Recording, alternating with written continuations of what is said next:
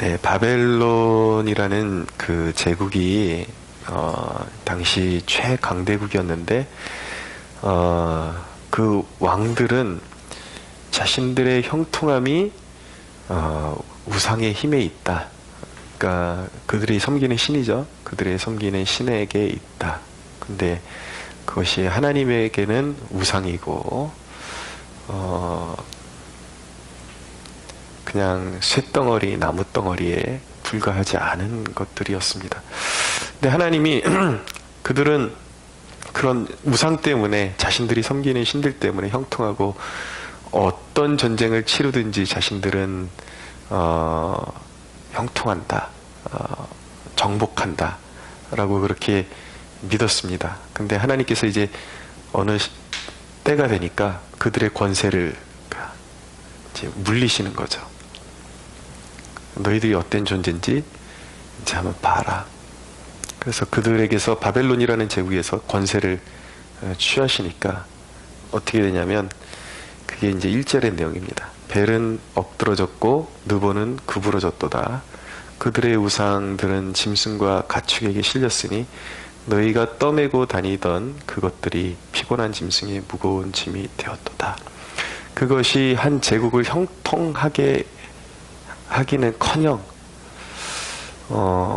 아주 비참한 존재라는 것을 스스로 드러내고 있다라는 것을 보여주는 것입니다. 그러니까 하나님이 권세를 빼앗아 버리니까 바벨론 그 자신이 얼마나 무력한 존재이고, 그리고 그들이 섬기던 신이라 믿었던 우상들이 얼마나 우스꽝스럽고, 심지어는 힘을 주긴커녕 권세를 주기는커녕 환난 날에 메고 다니려니까 이게 너무 버거운 짐이 되어버리는 것입니다.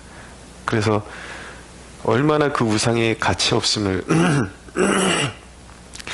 알려주시기 위해서 짐승마저도 힘을 주는 것이 아니라 짐승마저도 괴롭히는, 짐승도 피곤하게 만들고 그것을 메고 다니는, 그 무거운 그 쇳덩어리를 메고 다니는 짐승의 노곤함, 그것을 이제 표현하고 있는 것이죠. 결코 우상은 힘을 줄 수 없다, 권세를 줄 수 없다 라는 것을 극명하게 보여주고 있는 것입니다. 그런데 하나님이 이 대목에 보면은, 이 묵상을 하면서 의구점을 갖게 되는 건 그거예요. 왜 성경에 하나님은 천지 만물을 지으신 전능하신 분인데 스스로가 이 나무 토막, 이 은부치, 쇠부치를 녹여서 만든 이 우상들과 자신을 비교하고 계시냐? 그렇지 않습니까? 비교 대상이 그럴듯해야 되는데, 스스로가 성경에 보면 너무 하찮은 우상들과 자신을 비교하시고 계신 그 하나님의 그 모습을 목격하게 된단 말이죠. 이해가 가지 않는 거예요, 솔직히. 근데 거기에는 이유가 있다라는 것을 깨닫게 됩니다. 이게 인간의 비참함을 하나님께서 극명하게 보여주시기 위해서 이런 비교법을 사용하시는 거예요.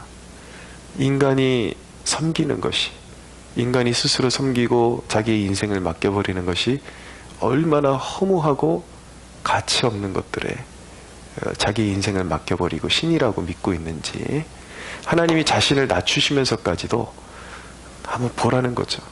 너희들이 신으로 믿고 사는, 너희들이 섬기는, 의지하는 그 실체를 봐라. 너희들의 인생이 얼마나 비참한 인생인지 인류로 하여금, 인간으로 하여금 깨닫게 하시고자 하나님께서 자신을 그렇게 낮추시면서까지도 너희들이 정말 살아계신 하나님이 있음에도 불구하고 나무토막, 쇠붙이, 은붙이, 금붙이를 신으로 섬기고 사는구나 라고 그렇게 보여주고 계신 것입니다. 인간이 의지하는 것들이 얼마나 허망한가, 그것의 권세가, 그것의 영광이 얼마나 하루아침에 날아가 버릴 수 있는가, 그것을 보여주고 계신 것이죠. 인간이요, 먹고 살만하면은 그것이 자기의 재능인 줄로 알고 살아가기가 쉽습니다. 사람들에게 좀 인정받고 재능을 인정받고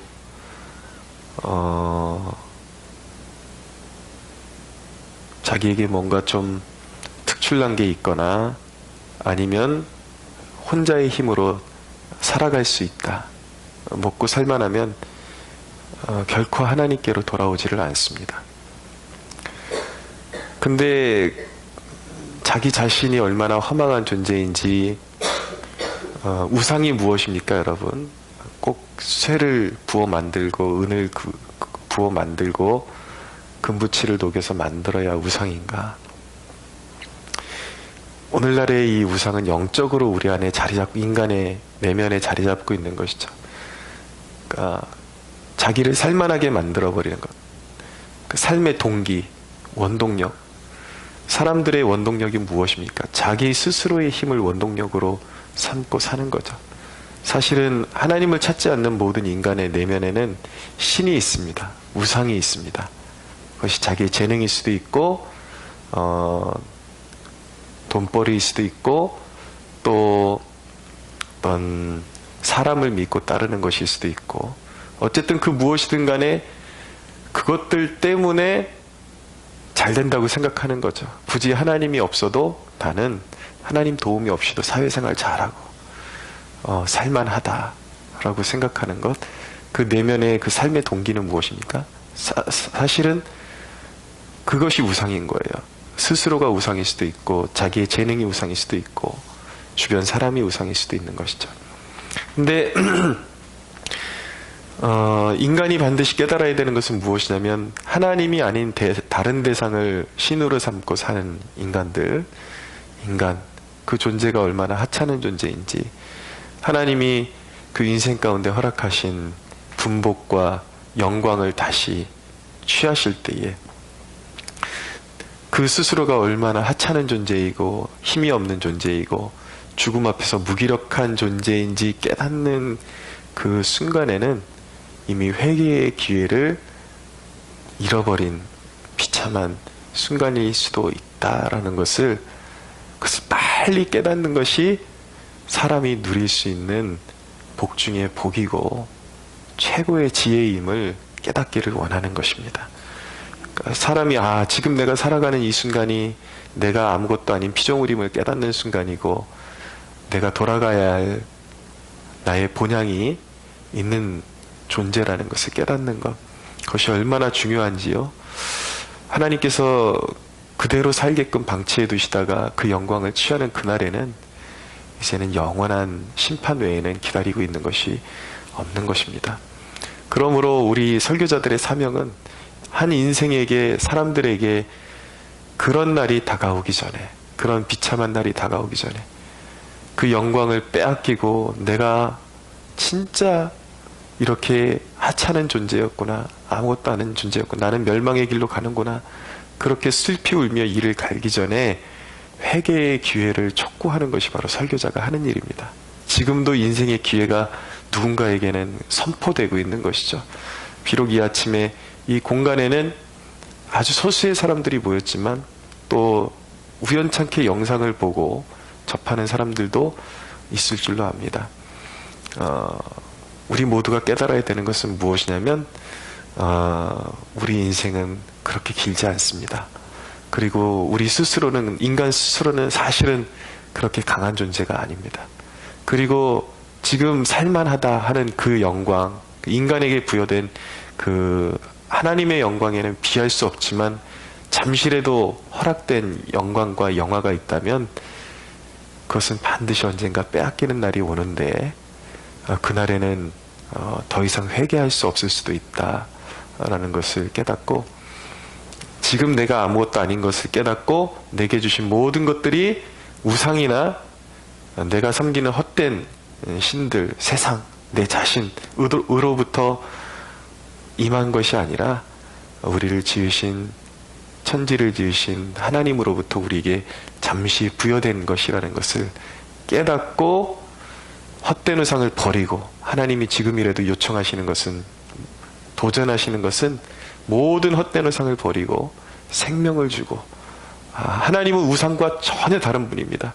우상은 그 짐승마저도, 메고 다니는 짐승마저도 피곤하게 만드는 존재이지만, 우리 하나님은 우리에게 사명을 주시고 때로는 힘든 여정을 겪게 하시지만 의지하는 모든 자에게 하늘로부터 새 힘을 주시고, 또 하나님께서 구하는 자에게 하늘문을 여시고 성령으로 기름 부어주시고 하나님의 도움을 베풀어서 천지를 지으신 하나님의 도움으로 살게끔 하나님의 역사하시는 하나님, 살아계신 하나님, 그분은 부활의 하나님을 우리가 믿고 오늘 하루도 하나님께 도움을 구해서 하늘의 능력으로 오늘 하루도 승리하는 저와 여러분, 내 안에 있는 모든 헛된 우상들 벗어버리고 오직 주님만 따라가는, 주님만으로 만족하는 저와 여러분들이 되기를 예수님의 이름으로 축원합니다.